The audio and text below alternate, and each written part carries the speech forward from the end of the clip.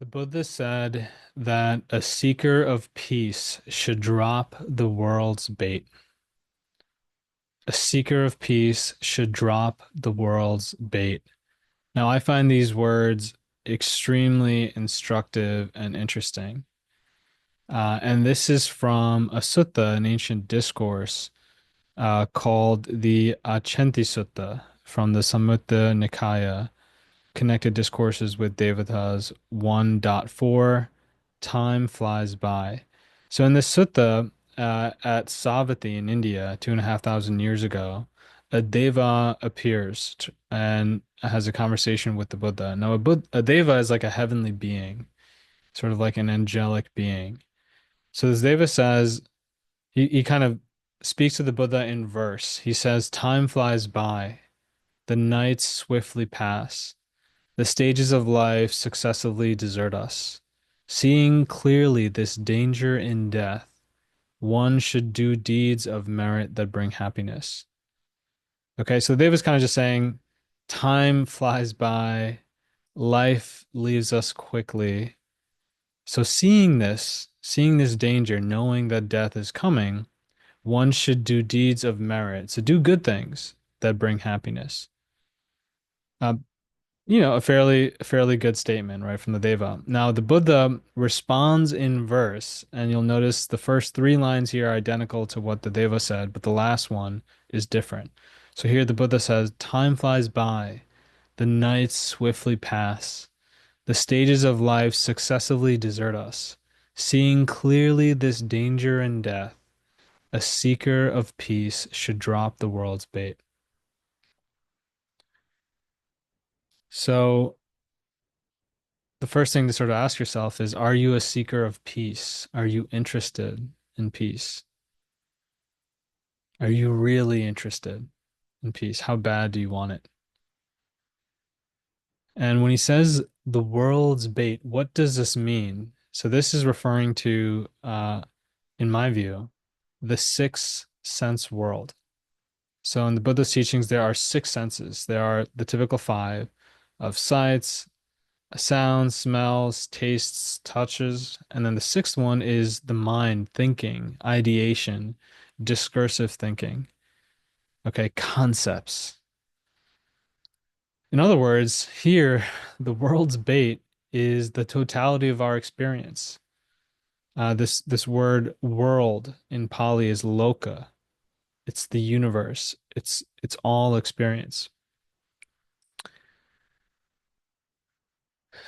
And the Buddha is describing this as a bait because we get entangled and ensnared in the world. We are so outwardly focused on the world, and we are constantly pulled by it into liking and disliking, desire and aversion, right? Greed and hatred. We want to pull something towards us, we want to push something away. This is the activity of living beings. We are constantly picking up the world's bait and entering into this activity of clinging, pushing and pulling, and that is what causes suffering, according to the Buddha. Now, this is so prominent, so dominating that for many of us, it's hard to imagine what life could be like without picking up the world's bait. And many people sort of argue that that's what life is for. The life is for all these experiences and to interact in the world. But if you're a seeker of peace, there is another way. And that is what Dhamma is pointing to, another way. And I like to think of this in terms of how you are primed. And I find a lot of people are primed, sort of like when I say primed, before we even think, before we even realize, are the posture of our hearts are inclined in a certain way, leaning out towards the world. We're just ready to pounce on what we experience through our six senses. When I say pounce, it's almost like a dog, watching the owner. pull out some kibble or some dog food and put that in the bowl. You know, the dog's just ready to pounce. And that's how we are. You know, if you're an American, right?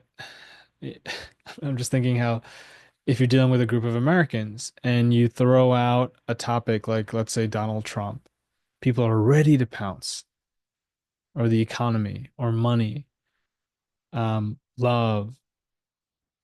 You know, you throw something out and we're primed in such a way um, that we're ready to pounce, ready to take an opinion, a view on something, ready to like or dislike.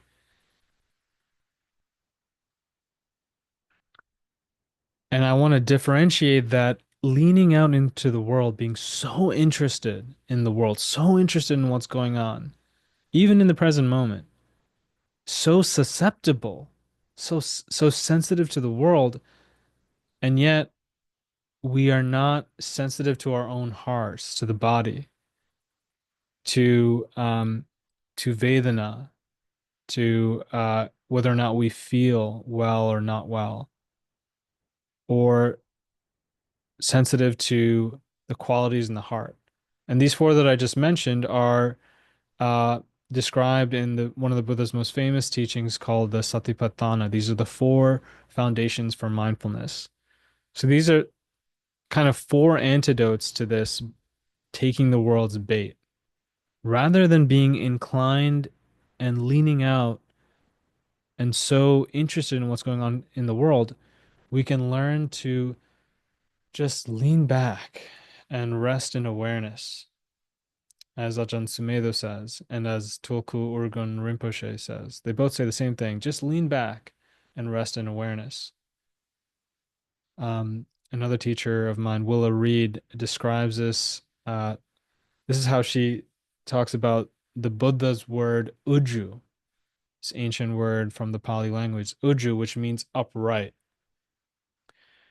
So if you spread your awareness throughout the whole body, you can actually do this right now. You can feel how you're inclining towards the world. And if you just spread the awareness throughout the whole body, there's a softening,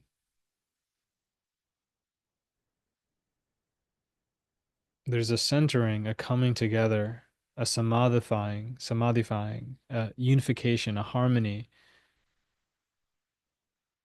It's like we're withdrawing from the world. And,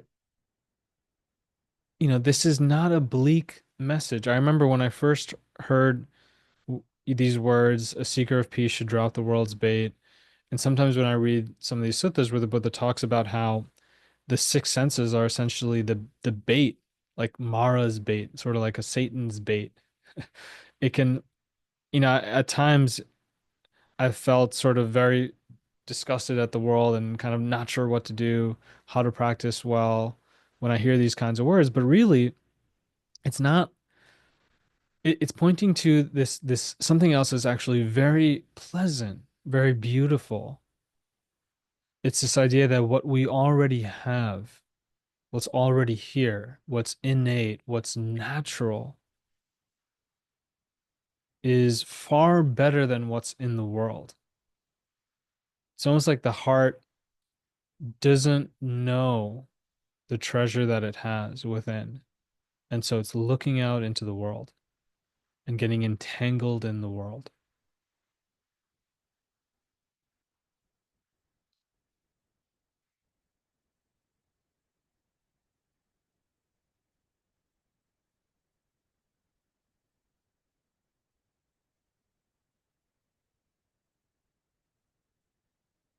So just take a moment to spread your awareness throughout the whole body.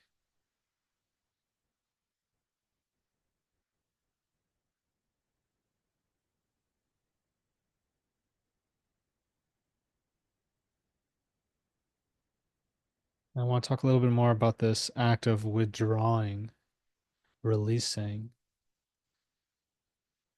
So there's another sutta where the Buddha differentiates what's called a run-of-the-mill, uninstructed worldling, which is a phrase that you'll see time and time again in the suttas. He differentiates that between a practitioner of dhamma, um, in which he says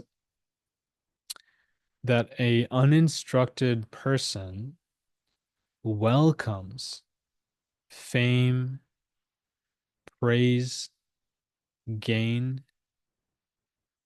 and pleasure. And an uninstructed person also rebels against the opposites of these four. So rather than fame, ill repute, rather than pleasure, pain, rather than gain, loss, rather than praise, blame. So, in other words, most of us, we welcome what we see as a positive and we rebel against the negative. These are the eight worldly winds. But a practitioner of Dhamma does not welcome gain, does not welcome pleasure. And a practitioner of Dhamma does not rebel against ill repute, does not, in other words, does not rebel against when someone doesn't like them or when people are slandering them. They don't rebel against loss. They see these things as natural. And moreover, in the sutta, the Buddha also goes on to say that the practitioner of Dhamma sees these eight worldly winds through the three characteristics. They see them as inconstant, subject to change, always changing. They see them as dukkha, which means suffering, as stressful. Another good translation for this is they see these eight worldly winds as unable to satisfy them. Gain is unable to satisfy you. Loss is unable to satisfy you, of course, but even gain. And if that's hard to grasp, just think about how gain is inconstant. Anytime you get something good, how long does it satisfy you for? How long does it take you to get entangled into something else? Right? And then the third characteristic is anatta, non-self. So the things, these eight worldly winds, they don't belong to a self. Don't claim them. They have nothing to really do with you. Even Marcus Aurelius said something along the lines of, nothing belongs to you. So why do you fear losing things? Nothing belongs to you.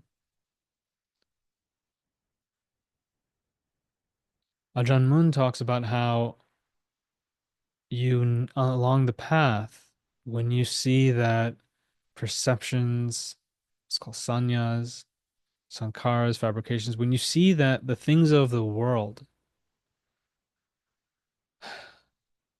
come and go, you don't cherish their coming, you don't mourn their leaving. You naturally tire of things. You naturally tire of things and you withdraw. So this is called disenchantment in the Buddha's teachings. We become disenchanted. And again, these words do not do justice to what the Buddha is actually talking about. Um, most Americans when they hear that word disenchanted, I don't want that.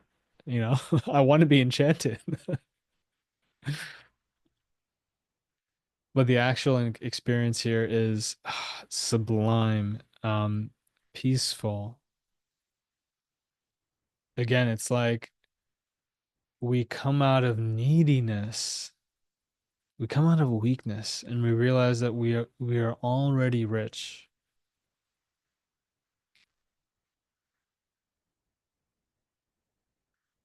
So the main maybe call to practice here for anyone who's interested is to develop mindfulness and in particular to become sensitive to the chitta. The chitta is this ancient Pali word, citta. It's translated as heart or mind. It refers to the aspect of your being that feels. So you're becoming sensitive to how you feel. And in particular, see if you can attune to when you are leaning into the world, when you're really interested in what's going on. And learn to differentiate that from when you are mindful, when the heart is open, let's say with the body, when you're here in the moment, when you're not entangled in the world. So when you're, rather than leaning in, you're leaning back and resting in awareness, just resting, open. As you practice this, one of the things that'll happen is you'll see how really almost everyone else is doing that leaning in.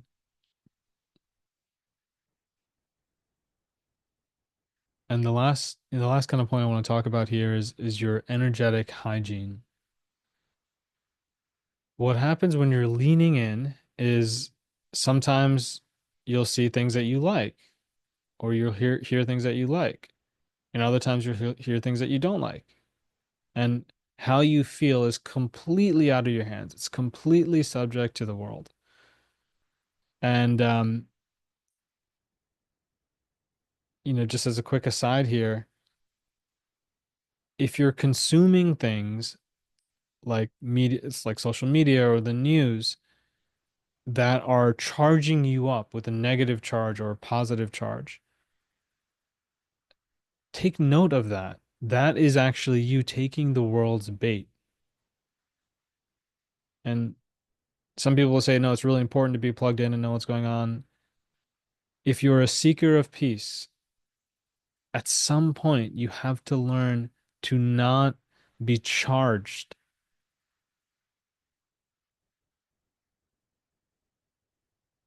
by whatever you're consuming. And so, as a first step, stop consuming. See what it's like to step out of time, to step out of social media, to come into the present moment, to come back home to the here and now. And as you're practicing this along the way, you are going to get sucked into something. Someone's going to call you and tell you something, or you're going to click on something and read something in the news. When you're charged up with fear or anger or frustration, stop sharing that with others. This is what I mean when I talk about energetic hygiene. We are energetic beings. We sort of reside in this field of energy, and we're constantly giving and receiving from others. So when you talk to people, when you look at someone, you're sending and receiving energy. And you can become more sensitive to this. And even if you're not sensitive or you don't believe in this kind of thing, just notice what it's like to be around someone who's angry or someone who's really scared or someone who's really worked up versus what it's like to be around someone who is present, someone who's happy, like a child, someone who's at ease. It's a totally different experience. And frankly, so many of us, when we're worked up, we go and share that energy with others.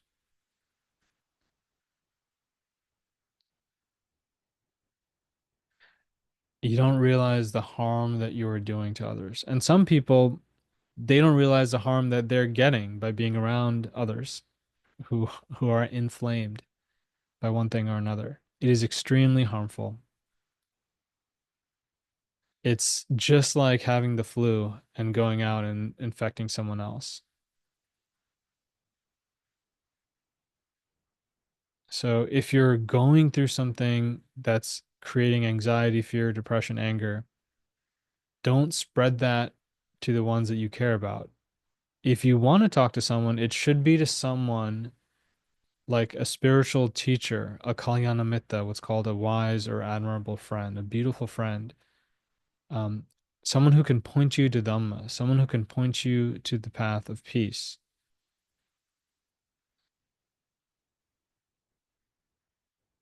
This isn't necessarily someone who's going to be like, oh, I'm so sorry you're feeling this way and give you sympathy. And I know a lot of people like want that, but really, um, what you need, what you'll benefit from is finding a teacher or spiritual friend who's available when you need them and who can actually help you progressively develop your heart so that you're not stuck in the same patterns.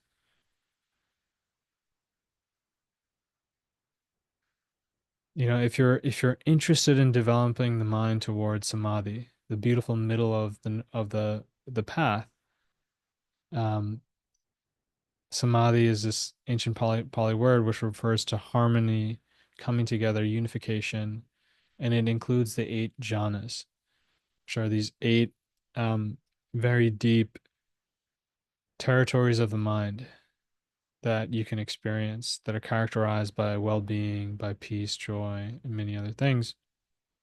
If you're interested in that, you have to prep your environment, especially in the beginning. It's hard and sometimes painful to practice or try to practice samadhi when you're around people who are grumpy and yelling or scared all the time or anxious all the time or very insecure. Um, it's hard to practice samadhi when you're listening to watching the news all the time or looking at social media all the time. You have to kind of prep your environment. That's part of your own self energetic hygiene. So I hope that makes sense, guys.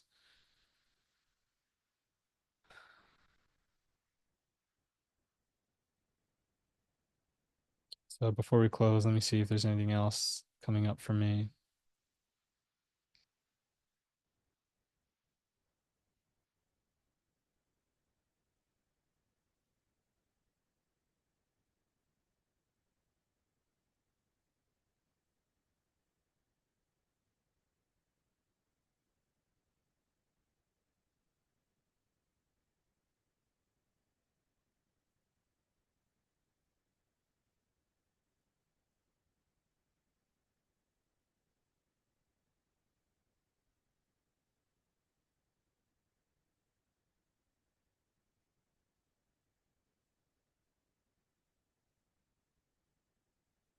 Today is Vesak 2025. So this day on the lunar calendar is the day that the Buddha was born.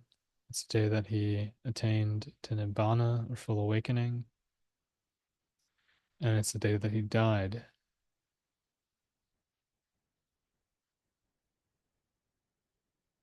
And so just want to express gratitude for the Buddha.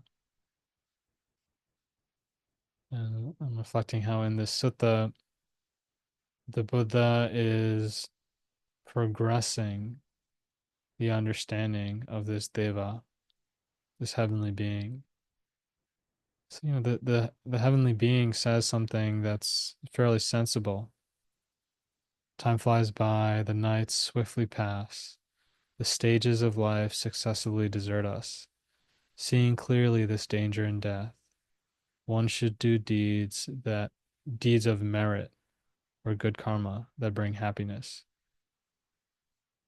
So the Deva says something sensible here, but the Buddha is just kind of bringing him forward, taking him a step further when he says, "A seeker of peace should drop the world's bait." So let's take this as instruction for each of us. To little by little, and this is not going to happen immediately, but little by little, as Bhante Dhammajiva says, it's a painfully slow process. We learn to become mindful, to become present, to become sensitive to the heart, to be able to quickly recognize when the heart is at ease or when it's entangled in something. Every time we notice that we've picked up the world's bait, see if we can just let it go, just let it go, put it down, and let that become our practice, our habit, until we tire of things naturally.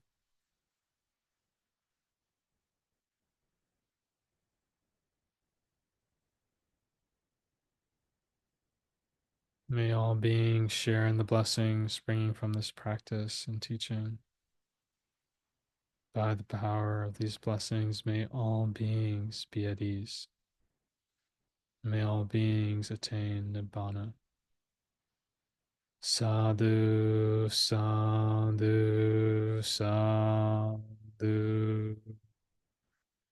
Buddhang dhammang sanghang namasami.